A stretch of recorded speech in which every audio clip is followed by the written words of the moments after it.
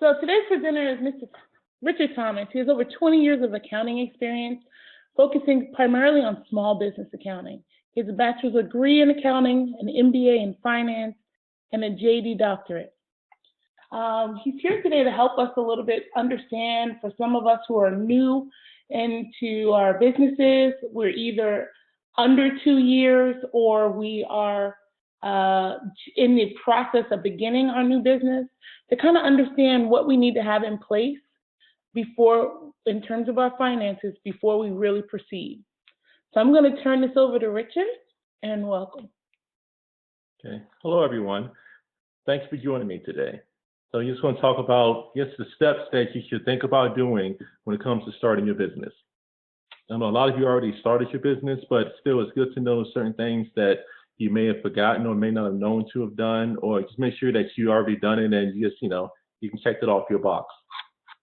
So starting a business, of course, you're happy that you have some product or service that you want to provide that can, bring money into you. So that's great. And then a very important step after that is, what kind of business do you want to start? What type of entity do you want to set up? There's several options. These are the most common ones: the C corporation, S corporation, LLC, and the sole proprietorship. Now, setting up one is a pretty straightforward system that you can do. It's run by the state. The only exception to that is the S corporation, which the IRS controls. But all the other ones, you start at the state level, and then you start the process of filling out paperwork. It depends which one you choose. Also, in addition to that, you gotta make sure you have your employee identification number. The IRS controls that part of it as well.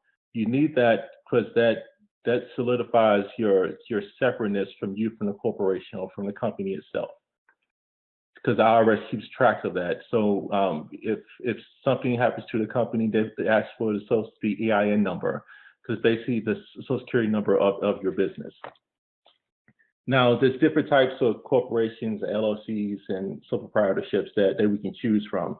Let's say you start your business and you just start saying, okay, I'm running my business. I'm not going to do anything. I'm just going to run my business as Jane's Bake Shop or Jane's Engineering. So that's basically sole proprietorship. You just started a business, you started selling your services or products, and you start bringing money in.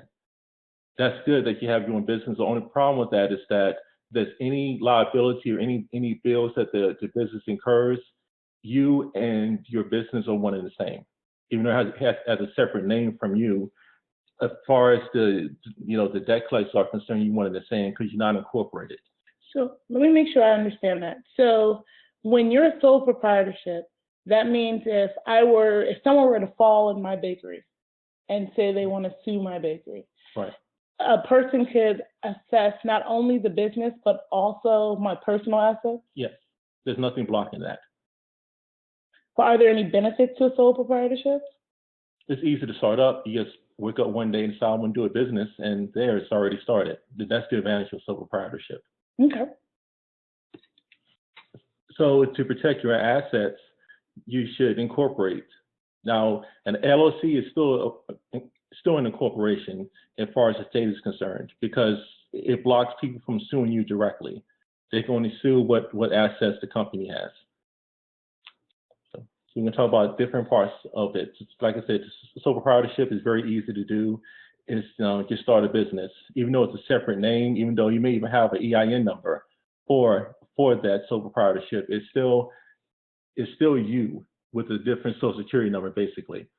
Because there's nothing stopping someone from suing you and the company, because you guys are one and the same. Even though it's a different name, even though they have their own EIN, it's still the same person. If the company ever fails, you just have to pay the bills the company incurred.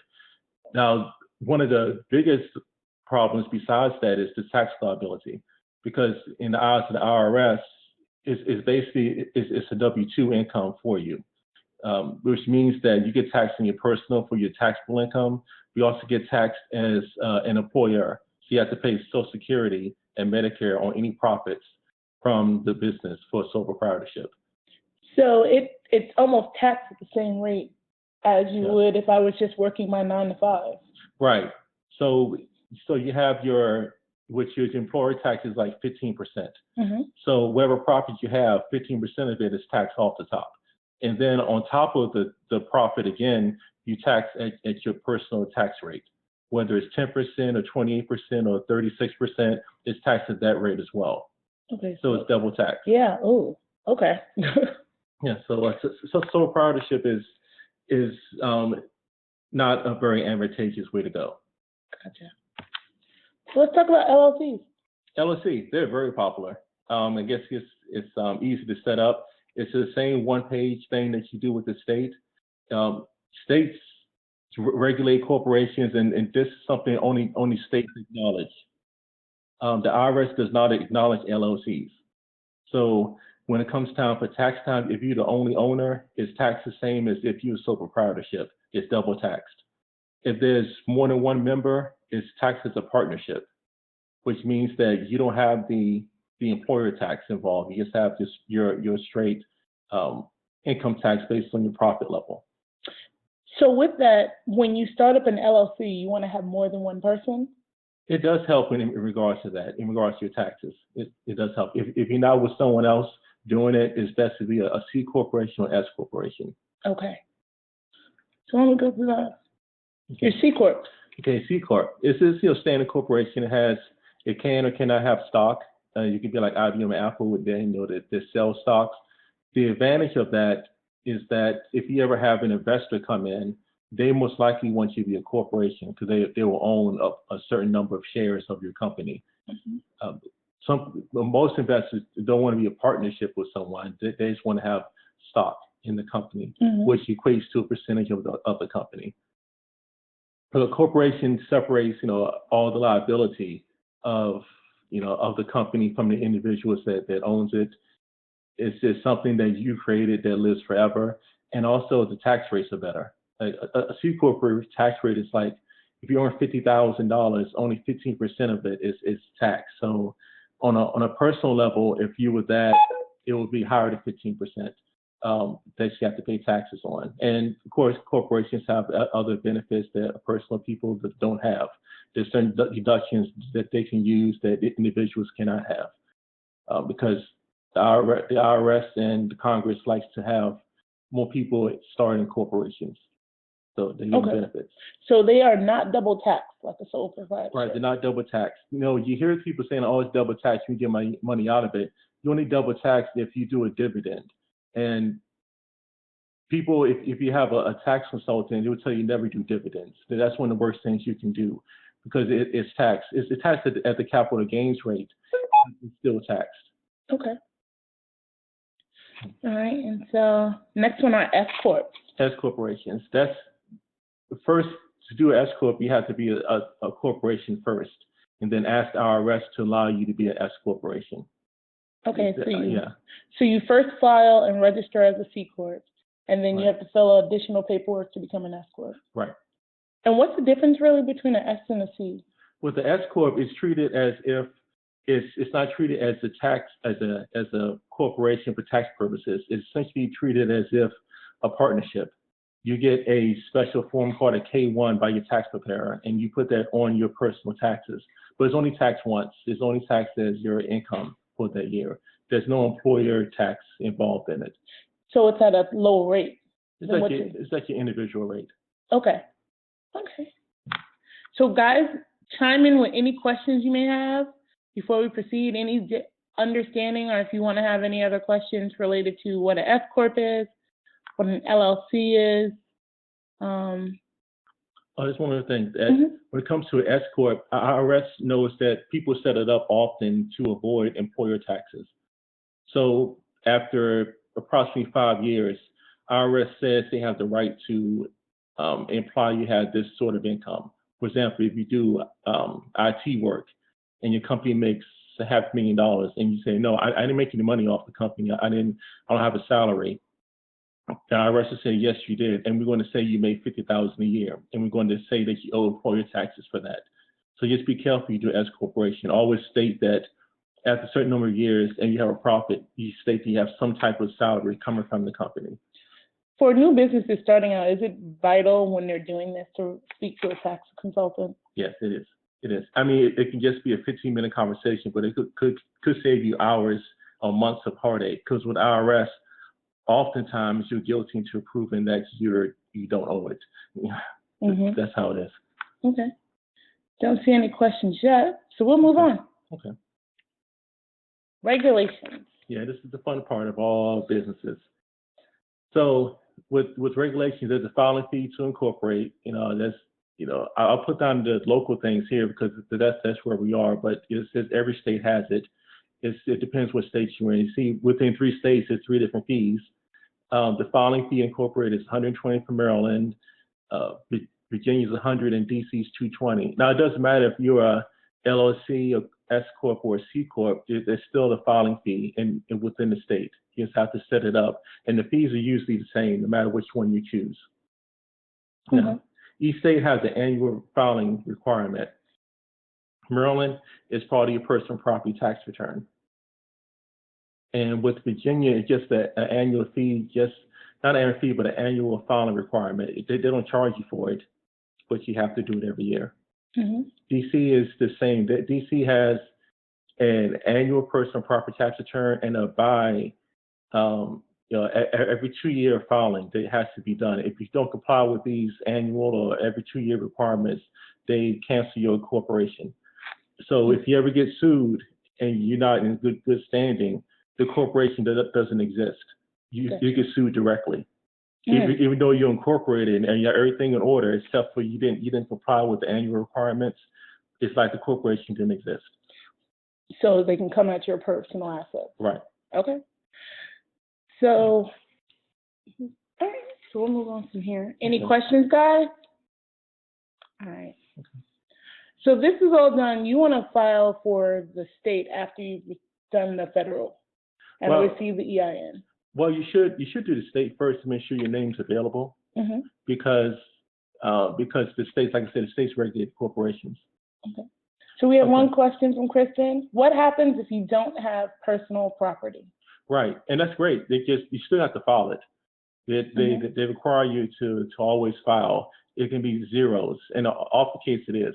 Mm-hmm. It can be zeros for all of the states, and for DC. Okay, well, each state is different. For example, let me answer the question in a moment. For example, DC gives you an exemption of $225,000. If you have less than that, you just check a box on the first page says I only have assets that equal less than $225,000. Sign it, and then you're done. So when they say assets, that means car, homes? No, it just means things used for the business. Things used for the business. Computer, a printer, machinery, if you have it, anything used for the business. Okay. And for example, equipment, they charge a lot for it, but if you have a building and you do improvements in it, they don't tax that. Okay. So only things that are movable, like machinery or a computer, things like that, are taxed. So it's only for them, it's under $25,000 for property within the company. Right, for DC, $225,000. For Maryland and Virginia, they tax you at a certain rate depending on what it is. Okay. But equipment, they get the most from it because they feel like you can afford a tractor trailer, you can afford to pay us a couple of $1,000 to say that you have it. Yep. So just be careful when you file your personal property tax return. You have to file it and make sure it's accurate. But if you can put as much as you can in something that's taxed lower, like I said, leasehold is not taxed at all. Or things like a computer, the inventory is taxed lowly at a low rate, they still tax it, but it taxes everything that's dealing with the business. So if I have T-shirts that I sell, the amount of inventory, it depends on the state, can affect my tax rate. Yeah. Okay. Yep. And so I think I just saw Kristen's answer is merchandise that you sell a part of the personal property. Yes, and it is inventory. It is. Right. Okay. Even office supplies, if you bought it and didn't use it, and it's office still sitting supplies. there, they get you. Yeah. Okay. All right. So let's go on to the next one. So you kind of delved into this little personal property tax. So with that, and you were saying depending on the state, since we're local, most of your slides have related to local things, but depending on what state you're in, they have different rules, and it may also be like DC where they have limits. Right. before they start taxing. Otherwise, it may vary on the amount of inventory and different things, assets your company holds. Right. Okay, so best thing is to check with your state. Yeah. All right. Yes, and most states, I know Maryland sends you out a packet every year. Virginia does as well, and so does DC, but it doesn't seem like anything exciting is in it. Some people may not even read it. I know with Maryland that they actually color the envelopes. There's gold and brown, and they try to get your attention to it because a lot of people just don't follow it. Yeah. Until this time that they try to get a bank account or they're trying to get a loan or something, and the business checks, are you in good standing? Yeah. And then they realize that you're not, and you have to pay all those years. Mm-hmm. You have to pay at least the filing people all those years to get you in good standing again. Yeah. And that can equal to thousands of dollars. Yep. And that lapse in good standing can cause you to be open to liability. Right, it does. Personal assets. Yeah. All right. Any other questions? We'll move on. Okay. Record keeping. So I have a ton of questions on these, but go ahead. Okay. So record keeping, this is a part where the tax people like to talk about it, because a lot of times tax people get a box of stuff and says, here's what I did this year. Can you sort this out for me? Mm-hmm. And those are nightmares, because first, ink doesn't last that long. And for those receipts, yes. Oh.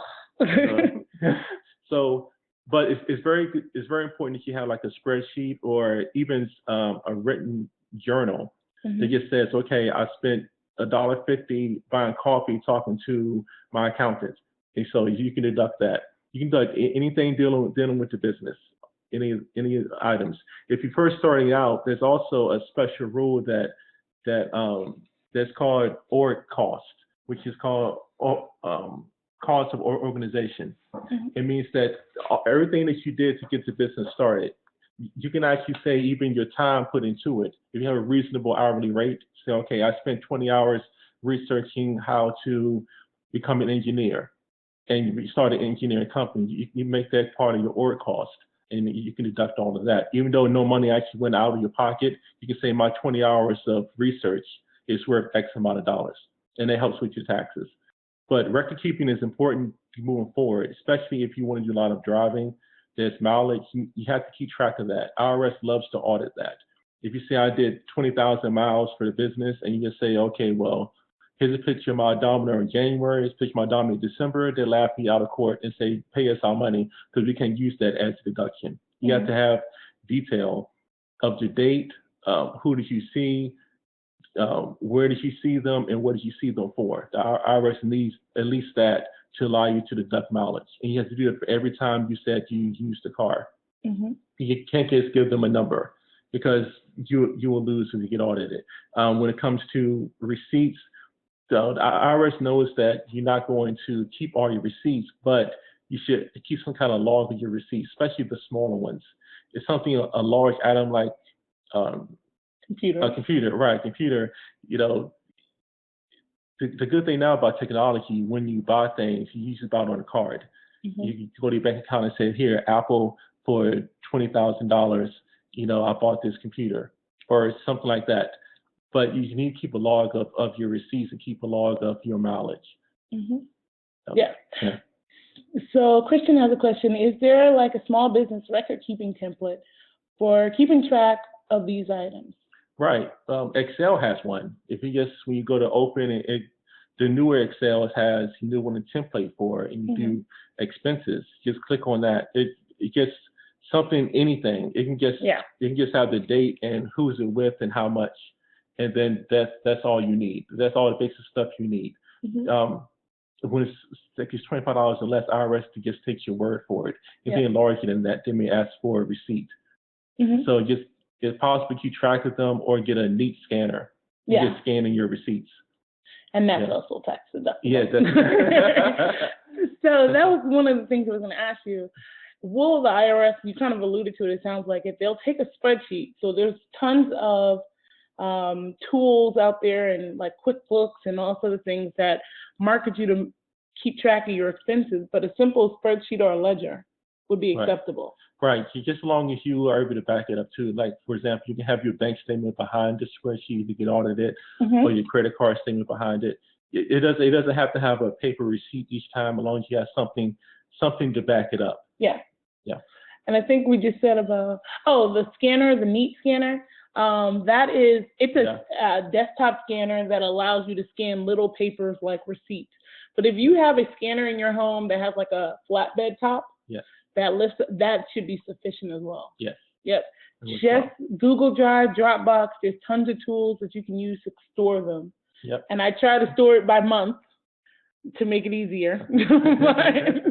But it's a little challenging. Okay. Now, what's very important too is you set up a budget for your business, because a lot of times people look back and say, "Wow, I spent that much money on my business," or "Where's all this money going to?" Yeah. Yeah, you really need to set up a budget so you have a feeling of how things are going. You can compare how things went and how things you expect them to go, and you can do it by the month, by the quarter, by the year, but you definitely should have a budget. So you know how you're going. So if you expect to do $1 million business, but you only did $50 in sales and it was your mother, you need to go back and rethink your business plan, because this is not going how you expected. And it's not only about money, it's also about the steps you need to take to be successful in your business. You need to have goals, and it'll help you with the business.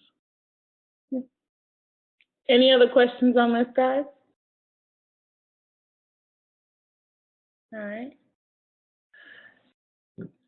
Now, I know I didn't talk enough about it, but I know when you first start out, when you get your, when you start your business, you definitely do your SS4 to get your EIN, and you do it online. You just need your information, your name, address, your social, and what type of business you're starting.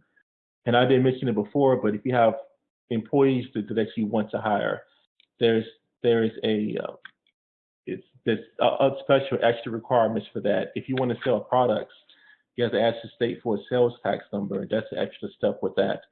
And there's special reporting that has to be done every month.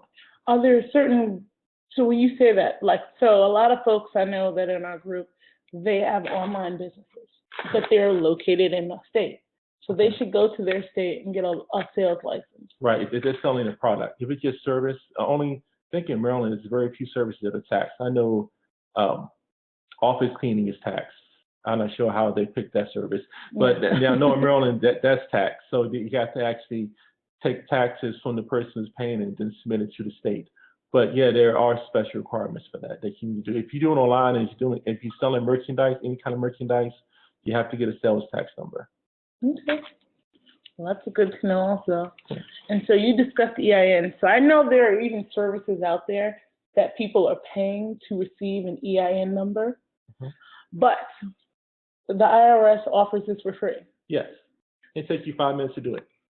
Yep. So ladies, you literally go to irs.gov, and on there's a button for employee identification numbers. And that's where you would select your EIN and go through the 5-minute sign-up process. Right, exactly. And then they send it directly to you. It comes up on the screen. You hit submit, and it comes up on the screen. Here's your SS4, and your EIN number on this letter, and also going to mail it to you if you wanted to. Okay. So we got a couple of questions that's come in.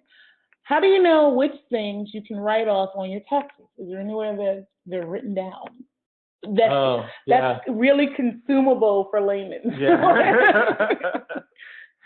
Well, anything you use the IRS is pretty straightforward. Anything that's used for the business is deductible. In reality, it could be something illegal. The IRS you can deduct it. What? Let's say you're into money laundering and your travel expense money laundering. That's income that's taxable. The deductions for it, you can deduct from it. Wow. That's how they catch certain people. They say tax fraud. Yeah. Big drug dealers, tax fraud. But if they actually pay taxes on there. Yeah, they pay a couple of years on their time. So you were mentioning even mileage, as simple as mileage. Maybe if you're buying something from a supplier, driving from your home or your base to your supplier, that mileage should be written off. That's written off.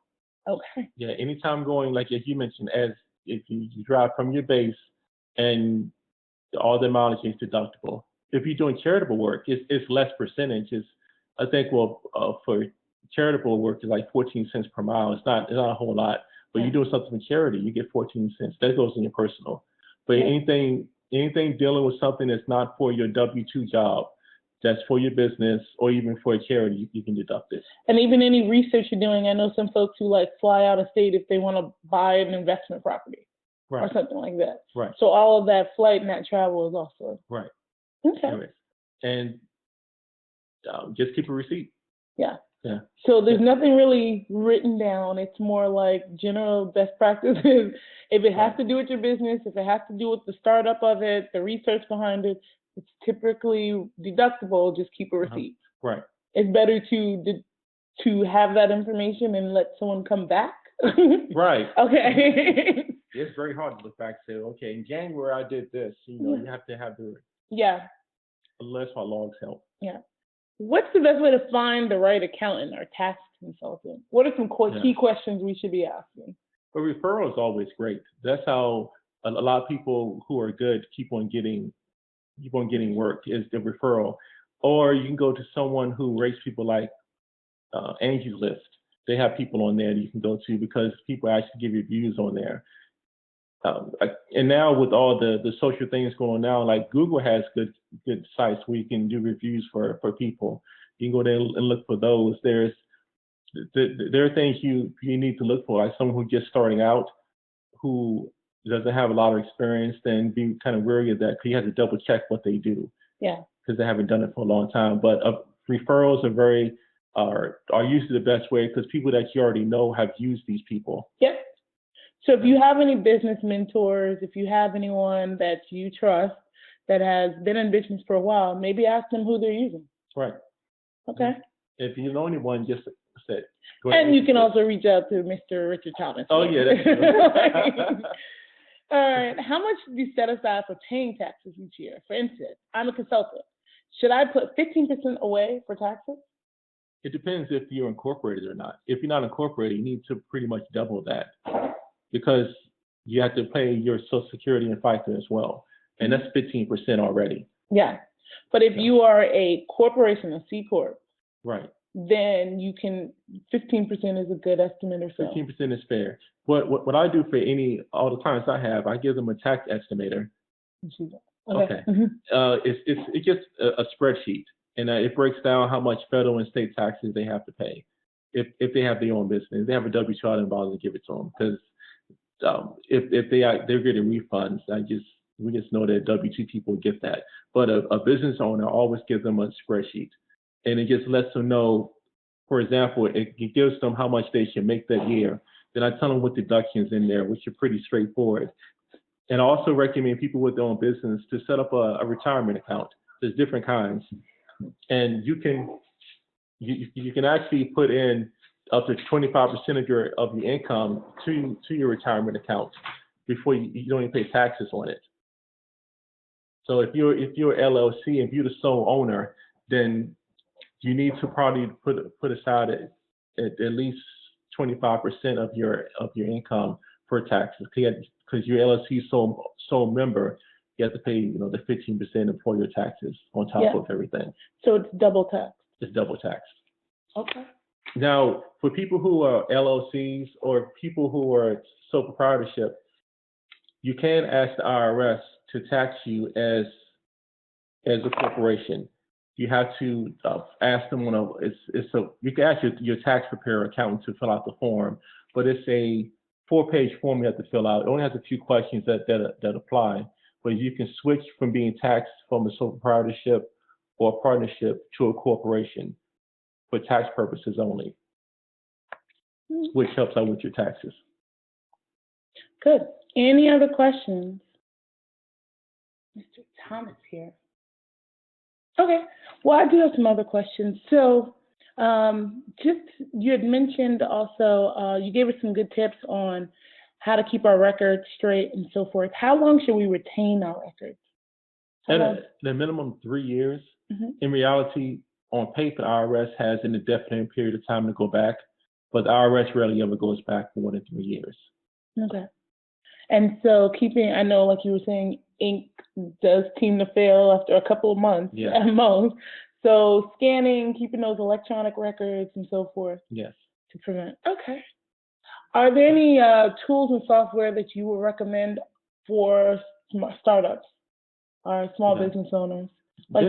Just Excel, but if you want to actually see your financial statements or want to see how you're doing, I suggest QuickBooks. It's a pretty cheap software package, but it gives you a lot of information. It tells you everything you need to know. And actually, if you have a budget, you can put that in there as well. So you always compare your budget against what actually happened and see how you're going forward. And you can see your trends. You can see that February is always a great month for you, but July is like it's dismal in July. You know that you need to plan to have low cash flow during those bad months and to save up the money in the great months. Don't expect it to start again. Okay. So we have another question. Where do I start with accounting? So I'm assuming just which part do you start with? Maybe, yeah. So do we start at the federal? Do we start with just getting an accountant to set us up? What's the best starting point? Our advice. You know, what's important is that you find out where you are. For example, if you're just starting out and you just want to keep your expenses low, it's probably best to talk to an accountant. Like I always give free consultations, the initial one.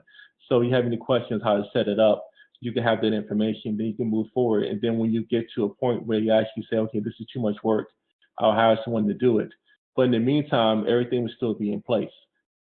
And I suggest that, like I said, either Excel or QuickBooks, if you have some money to put into a software to put the information in. Excel is easy. You know, you just set up the column, a couple of columns with the name, you know, who you went to go see, date, or these expenses, lunch with accountant, and then you put the dollar amount in. Everything's there. It's just to keep a long track record of everything you did for the year. January 1st, 2nd, it's all right there. Or if you have time, you put things in QuickBooks. And then you hit a few buttons, you have a financial statement. You can see how much money came in and how much money that you're losing or how much money you're making.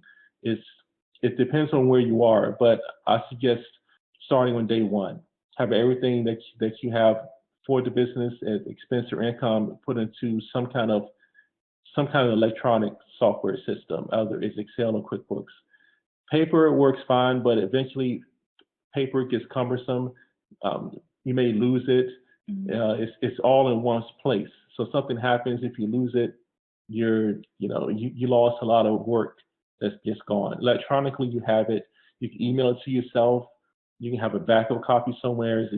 Electronic is the best way to go. Yeah. So are there any differences in the way we keep records depending on what type of business we are?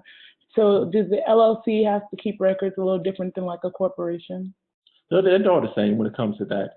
When it comes to any type of data, the only difference that, you know, the different type of company that you have is just how much tax planning that you put into it. That's the only difference. And with tax planning, you can always adjust things like depreciation. You know, when you buy something that costs $50,000, do you take that $50,000 deduction that year, or do you spread it out 5 years or 15 years? It depends on your cash flow projections. Depends on how much other income that you have during that period of time. Because a lot of times we buy assets that cost more than our income that's coming in. Yeah. So you have to spread it out over a period of time. And there's caveats to that. IRS isn't just all positive things. It's negative when you sell the product. When you sell the asset, because IRS wants their money back. Unless you trade it in or get something like kind, as they call it. If you have a tractor trailer and you want to get a newer tractor trailer and you depreciated it all those years, the IRS, like, well, if you sell it, IRS wants to get their money back. Yeah. They adjust how much profit you made off of it. But if you get another tractor trailer that's worth more, then there's no tax bill. You just move forward. So when it comes to anything with having a business, having record keeping, to know, okay, I bought these things here. Do I want to expense them or do I want to depreciate them over a number of years? Having that data makes it easy for you to make that decision. Yeah. Okay. How about in terms of leasing like products or purchasing? So like you had mentioned assets. Is it still considered an asset if it's leased equipment? Well, it depends what kind of lease it is. Of course, all these rules and exceptions for everything. But when it comes to a lease, there are two different kinds. There's a straightforward lease, and there's a capital lease. A capital lease is when at the end you pay some nominal fee, then it's yours. Pay like $100, then this $50,000 bus is yours. That's called a capital lease. It means you can capitalize it. It means it's an asset of the business. Just on paper, it's called a lease because you get better terms than buying it. Yeah. And it's normally financed internally through the company that's selling it to you. But with the lease, it's the same in regards to deductibility. Because if you get a normal lease, when at the end of the year you have to give them $10,000, and it's not a capital lease, so all those expenses, all those payments are fully deductible. Okay. If you're buying it and it's financed, and of course you can do the interest that's deductible, but the lease doesn't have any explicit interest to deduct. So another question, when we as startups and new entrepreneurs out here, how much money should we set aside for accounting and accountants?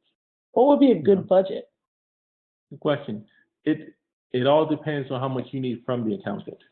If you just need a basic financial statement from them, or just keeping your records together, it depends. You can get a bookkeeper that can do that for probably, it depends how many hours in the day or how hours per month. You can either pay them by hour, and you can do it by month. So okay, each month I need you for 4 hours just to record everything for me. So that kind of people, probably like $250 a month, somewhere around there. For an accountant that really comes in and say, okay, here's your cost analysis. You should charge this every time you do this service to make it worth your while. It's someone who does real cost analysis, who does financial planning for you, who does everything for you. It can run to $700 to a couple of thousand a month. It depends on how much you need for them. But when it comes to that level, you get your money back because your clients will they'll cover your services more. It's not what happens a lot of times with this company gets starts. They just say, okay, I'll charge you a amount of money for this, I guess. They don't realize how much it really costs them to provide that service or good to them. Yeah. Because it could be something that they're just buying and reselling to the person, but you got to factor in your time as well, not just the amount of money that you're getting for the product or service. So you have to factor those things in. At first, you may not be able to because you're just starting out, but eventually, when your business gets a brand name and recognition, you have to be able to pay the owner a fair amount of money, because that's why the owner started the company, so they can live off the company at a fair rate. So we have another quick question. If you donate to charity, will that help your business taxes? It depends what kind of business it is. Of course, under the IRS rule. So if you're a sole proprietorship, it goes on your personal taxes. It doesn't help the business at all, which is, in IRS eyes, you're one and the same anyway. So, but it goes on your personal. If you're an LLC with one owner, it's the same as a sole proprietorship. It goes on your personal. If you are a S corp, it goes on your personal. It what's called passes through. So the corporation gave American Red Cross $1,000, and it shows up as a check from the company. The problem with that is that IRS doesn't like S corps to give donations. The IRS likes the individual people to get the donation, so it will pass through to the owners of the S corp. The C corp can make charitable deductions, but that's the only one out of the 4. And does that help their taxes? Of course, it always helps taxes. It helps taxes. It's always deductible. Are there any limits? There are limits. You have to give a lot. You have to give like 50%, and then the IRS. And also, it's a red flag. You have to give like 50% of your income to a charity, and then you have to explain it. Put it that way. Yeah. Okay. Probably face to face in front of a judge. Maybe. All right. Any other questions? While we're waiting for some folks to submit some more questions, I do have one other one. So in the first couple of months, how frequent, for some of those businesses, maybe who are realtors or some of the business where they get the money back, how frequent should we pay taxes, I guess is my question. Is it quarterly? Is it yearly? How frequent? My strong recommendation is every time you get a check, you should pay taxes from it. Mhm. You really should do that because it's hard to come up with your taxes for a whole year at the end of the year. That's very difficult unless you're a huge saver. Right. And also with the IRS, the first year they give you a pass. Let's say, for example, you owed $20,000 in taxes. The first year, if you paid it all at December 31st, or you paid it when you filed your tax return, the IRS give you a pass the first year. But the second year, if you owe $20,000 again, or more than $20,000, $30,000, the IRS looks at you. They're like, okay, well, you knew that you're gonna owe this much money, but you didn't make quarterly payments, so we're going to penalize you for that because you knew better. Mm-hmm. So it's good to pay. It's easy to pay as you get it. You get a check for $1,000, you give them $100, and to send it in, you don't need a form. You send it, write a check. You put your business tax ID number, your EIN number on it, and just say estimated taxes, and just say 2016 or whatever year it is, and mail it in. Okay. And they keep. I might need to start doing that for my personal taxes. You're not alone. Okay. Oh, but there's one thing about that. When it comes to paying taxes, though, if the IRS or the state receives it after December 31st, and let's say, for example, you mailed it December 28th for 2016, and they got it in January, they're gonna apply everything they received in 2016 to next year's taxes. 2017 to next year's taxes. So even if they received it late, even if it's postmarked, doesn't matter? Doesn't matter, the date they received it. The date they received it. So you tell your tax guy, oh, I paid $20,000 in taxes, but the state or the IRS received only $18,000 during that calendar year, you want to get a tax bill. Yeah. Saying they received the extra $2,000. They said, well, the check cleared. It's on my account. That says, well, we don't really care too much because we got it in January. Now, what we can do for you, write us something, you put it on paper, and we can apply it to 2016. But you have to be careful with that. Even though the memo may say 2016 taxes, they might not catch that. They may just apply it to your account, and it will apply for 2017. So get it in early before all those gifts start flowing at the end of the year. All right. Any other questions from Mr. Thomas? So I have one additional question. Okay. Also, you had mentioned just to kind of pay frequently and so forth. Does industry matter also? Are you taxed at different rates depending on your type of business? Not how you form it, but just the actual service you provide. Right, there is a what's called a professional services corporation, PSC, and that causes problems for a lot of people because their tax rate is 50%. Whoa. Yeah, their tax rate is, don't take that back, it's 35%. Okay. It's 35%. Still horrible. Yeah. But it's a high tax. So if you're a corporation and majority of your income comes from personal service like a dentist or a doctor, you're taxed at that high rate and it's high. Okay. Yeah.